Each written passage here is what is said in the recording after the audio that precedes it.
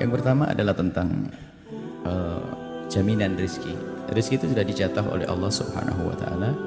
Wa man dabat fil ardi ila Allahi rizquha, dan semuanya ada jatahnya, dan setiap hamba tidak akan mati kecuali sudah mengambil jatahnya. Kerja kerasmu tidak akan menjadikan dirimu kaya. Kalau kerja keras pasti menjadikan seseorang itu kaya, ya lihat, kita menemukan di lapangan bahasanya orang kerja keras jungkir balik tetap nyungsep juga ada, utangnya tetap banyak ada, tetap melarat juga ada. Berarti menunjukkan bahasanya kerja keras tidak menjadikan orang itu kaya. Tapi kita diperintahkan ajmilu fit thalab. Ini dalam hadis qudsi, perintah Allah, carilah rezekimu dengan ijmal. Itu adalah jangan memaksakan, jangan sampai berlebih-lebihan, sebab tidak akan sampai kepadamu kecuali yang sudah ditentukan untukmu. Kepala kau jadikan kaki, kau jadikan kepala, jatahmu tetap seperti itu. Tapi diajarkan oleh Nabi untuk berusaha. Sehingga ijmal fi thalab ini maknanya apa? Jangan sampai di saat kau mencari rezeki melanggar aturannya, ada rambu-rambunya. Waktu sholat, kadang-kadang setan menggiring orang belanja itu menjelang waktu maghrib itu. Ibu yang jualan belum sholat asar itu sayang mau ninggalin tuh set. Ya, melanggar Allah nggak bakal jadi rezeki yang sesungguhnya. Jadi apapun yang kita kerjakan tidak akan merubah hakikat kekayaan atau melaratnya seseorang. Sebab apa yang di hadirat Allah, di hadapan Allah Subhanahu wa taala. Jadi apapun yang kita lakukan, dari doa kita tidak akan merubah secara hakikatnya, dan juga usaha kita tidak akan merubah secara hakikatnya. Cuman Allah Subhanahu wa taala selalu sesaat berbicara. Sesaat Allah itu berbicara dengan pandangan Allah, sesaat berbicara dengan manusia dengan cara pandangnya manusia. Sehingga Nabi pun demikian. Sehingga innallaha la yughayyiru ma biqaumin. Ini adalah pandangan manusia. Pandangan manusia bahwasanya perubahan itu seolah-olah dibuat oleh manusia. Sehingga Allah pun mengajak bicara seperti itu. Karena Allah memberikan kepada manusia akal, dengan akalnya untuk berpikir, dengan pikirnya lalu berusaha, dengan usahanya Allah beri. Yang memberi juga Allah sebetulnya. Yang menjadikan dia berpikir begitu Allah, menjadikan dia berusaha adalah Allah. Kalau hakikat adalah usahamu bagian daripada takdir, tapi usahamu bukan merubah takdir. Dibedakan. Usahamu bagian daripada takdir. Kata dokter harus banyak minum misalnya. Betul itu memang. Coba. Saya haus saat ini. Innallaha la yughayyiru ma biqaumin hatta yughayyiru ma bi anfusihim. Ente tidak akan bisa puas tenggorokmu kecuali kamu minum. Nah, ini kan bahasa kita. Menit ke 9:25. Menit ke 9:25 saya haus. Kemudian 25:30 saya menggerakkan tangan saya. Usaha.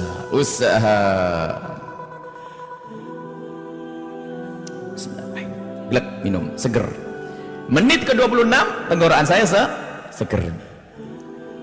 Karena minum berubahlah tenggorokan saya jadi seger. Itu kan bahasa manusia. Padahal Allah sudah tahu kalau saya bakal seger.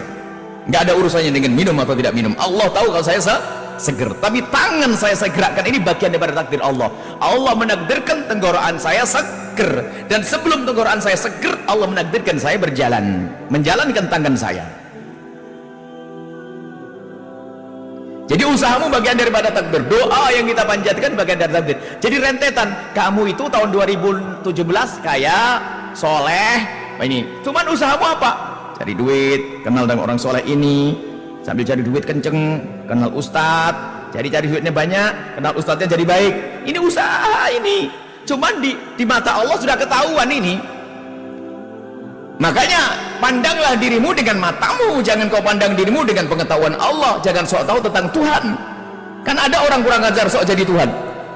Loh, kalau memang jatah saya ahli surga, biarpun saya berzina maksiat kan tetap jadi ahli surga, kan gitu ya. Ada orang ngomong gitu. Wah, ente ngaco nih. Ente sok jadi Tuhan. Siapa bilang ente ahli surga? Ayo. Ya enggak tahu. Ya enggak tahu ahli surga, kenapa itu kok sok jadi ahli surga? Atau sebaliknya, ya kalau memang saya jatahnya di neraka, biarpun saya ibadah tetap jadi ahli neraka. Siapa yang bilang ente ahli neraka? Sebetulnya kalau kita bikin contoh yang paling sederhana adalah nih, kamu lapar, di hadapanmu ada sate, ada nasi jamblang, Masya Allah. Ada yang berani ngomong begini, kalau memang jatahku kenyang pasti masuk ke mulutku sendiri. Ada yang ngomong gitu? Gak ada. Urusan dengan surga neraka bisa ngentengin, tapi urusan makanan nggak bisa. Kenapa setiap pagi orang pergi kerja itu? Ya kan?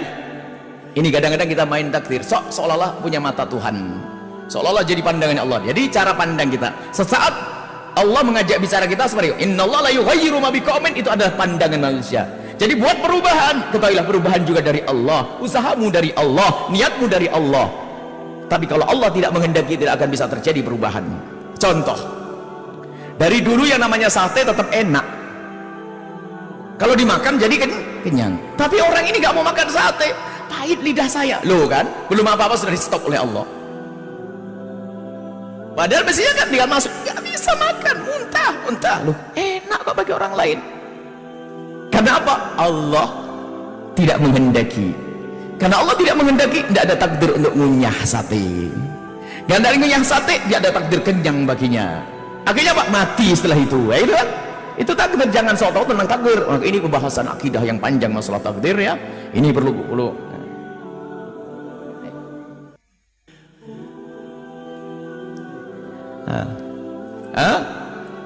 Jadi seperti itu. Jadi rizkimu sudah dijatah oleh Allah, tapi tidak boleh orang mengatakan ya sudah.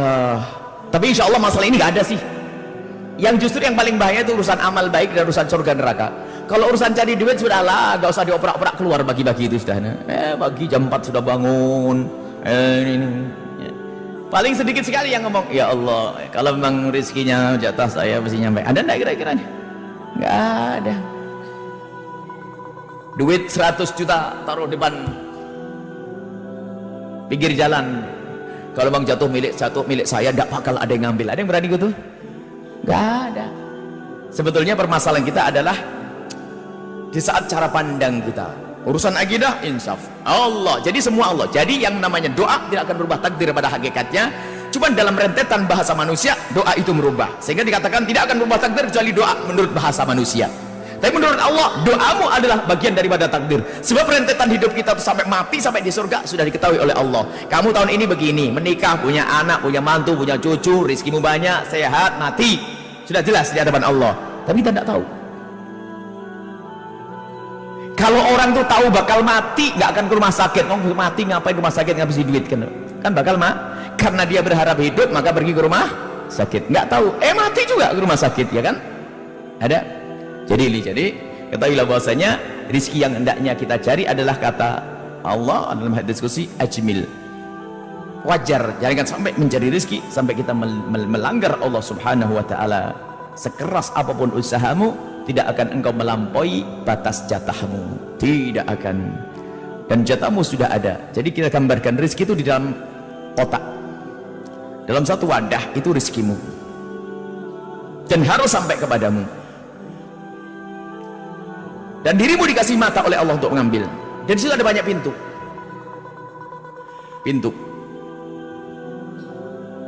Ada banyak pintu. Dan pintu paling dekat, pintu paling jauh, pintu agak ini, pintu ini. Ada pintu paling dekat nih, cuman tulisannya haram. Caranya gimana? Pintu namanya nyuri. Ada pintunya, ada semuanya. Yang jelas duit itu harus nyampe kepadamu. Makanya kalau kita mengambil melalui pintu ini, makanya jadi barang haram. Tapi nyampe atau tidak? Nyampe. Ada pencuri kaya kok. Kalau kita sabar, enggak boleh ini, saya baru itu. Sebab itu jatahmu, harus kamu ambil, mau tidak mau. Cari, kerja, nyampe, halal berkah. Sebab kalau sudah jatahmu tidak akan ada yang mengambil, tidak usah khawatir. Jatahnya cicak, jatahnya unik kalau sudah jatah. Makanya keyakinan perlu dibangun. Yang jadi masalah adalah orang tidak punya keyakinan. Kalau tidak punya keyakinan repot. Baik, ini adalah tentang penjelasan daripada hadis Nabi SAW dan juga Al-Quran, innallaha la yughayyiru ma biqaumin, ketahuilah Allah tidak akan merubah pada dirimu kecuali engkau berusaha.